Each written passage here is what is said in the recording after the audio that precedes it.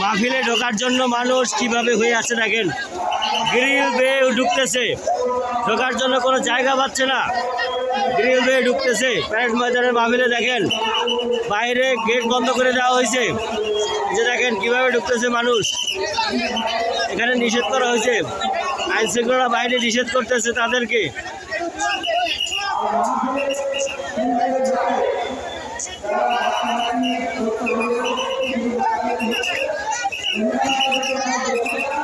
দেখেন গ্রিল বেয়ে ওঠার জন্য মানুষ।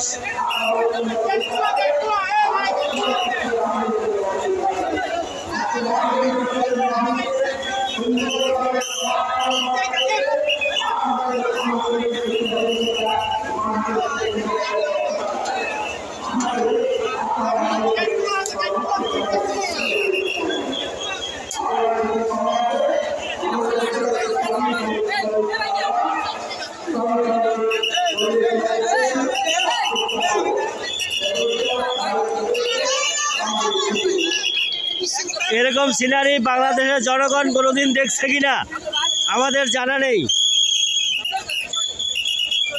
এত রিস্ক দিয়ে, জীবনের ঝুঁকি নিয়ে মানুষ আজহারী সাহেবের মাহফিল দেখার জন্য ঢুকতেছে। আপনারা দেখেন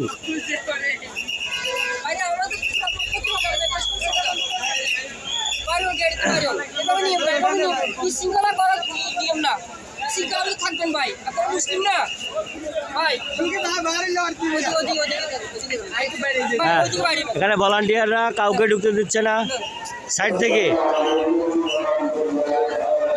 দেখেন চলতেছে, ঢোকা কিভাবে ঢোকে দেখেন, দেখেন কিভাবে ঢোকে।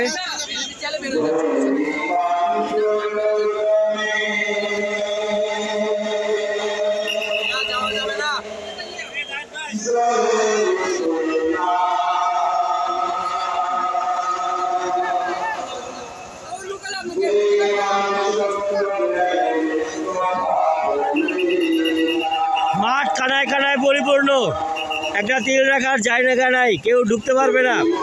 যার কারণে বাইরের লোকজন কথা শুনতেছে না, তারা গ্রিল বেয়ে ঢুকতে যাচ্ছে। যার কারণে ভলান্টিয়ারদ্বয় তাদেরকে প্রেশার দিয়ে, ধাক্কা দিয়ে, বাধ্য হয়ে তাদেরকে ধাক্কা দিয়ে বের করতেছে। এই যে দেখেন আকরাম সাহেব ঢুকতে পারতেছে না, এই দেখেন ঢুকে কেমনে, আরেকজন ঢুকে গেছে, আরেকজন ঢুকে গেছে, আরেকজন ঢুকে গেছে, আবার তাকে বের করে দেওয়া হচ্ছে। কি চিত্র, কি দেখা যাচ্ছে এখানে।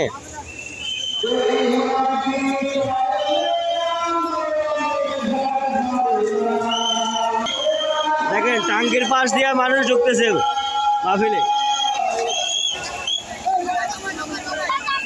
এরকম সিনারি বাংলাদেশে কেউ কোনোদিন দেখছে কিনা আমাদের জানা নেই।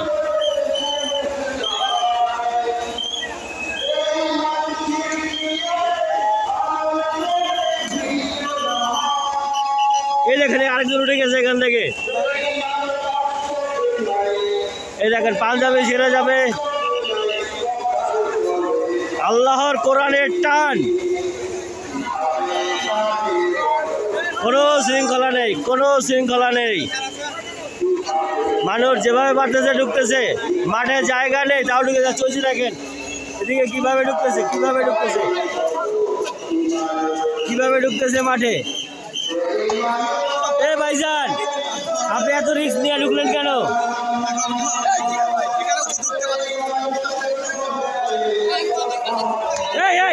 আপনি ডাকেন কেন? দেখেন তো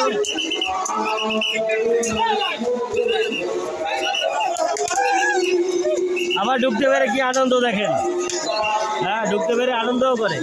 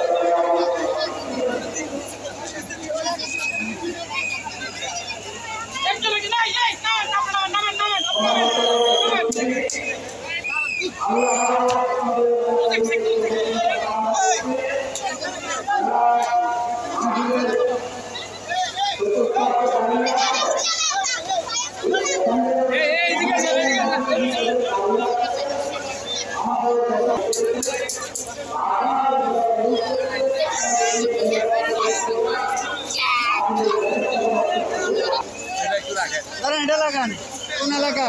বিশু রোড।